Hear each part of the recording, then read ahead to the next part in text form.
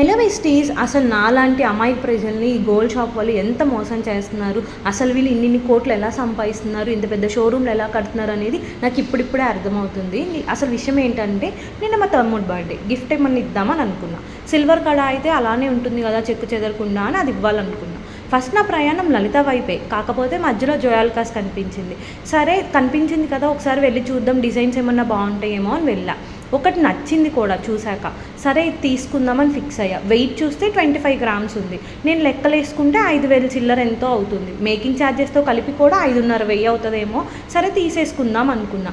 సరే ఇది ఎంత ప్రైజో ఎస్టిమేషన్ వేసి ఇవ్వండి అంటే 10,600 మేడం అని అన్నాడు. అదేంటి, నాకేమో 5,000 చిల్లర వస్తుంది, మీరేమో 10,000 చిల్లర చెప్తున్నారు, ఎందుకు డిఫరెన్స్ అంటే స్టెయిన్లెస్ స్టీల్ మేడం, ఎన్ని సంవత్సరాలు ఉన్నా ఇలానే ఉంటుంది, అందుకే ప్రైస్ ఎక్కువ, ఇది గ్రామ్ ప్రైస్ ఉండదు పీస్ ప్రైస్ ఉంటుంది అని అన్నాడు. సరే ఇప్పుడు నేను తీసుకున్నాను, తర్వాత అమ్మాలి అనుకుంటే మీరు సేమ్ ఇస్తారా అని అడిగితే ఆ రోజు గ్రామ్ ఎంత ఉందో అంతే ఇస్తామని అన్నాడు. ఇదేం లాజిక్కో నాకు అర్థం కాలేదు. సరే అన్ని షాప్స్లో ఇలానే ఉంటుందా అని లలితకి వెళ్తే అక్కడ రేట్ ఎంత ఉందో అంతే తీసుకున్నారు, ఎక్స్ట్రా తీసుకోలేదు. అది పోనీ పిచ్చి సిల్వరా అని అడిగితే లేదు మేడం ఇది కూడా స్టెయిన్లెస్ సిల్వర్ అనే అన్నారు. ఈ తేడా ఎందుకనేది నాకు అర్థం కాలేదు. మీకేమైనా తెలిస్తే కామెంట్లో చెప్పండి.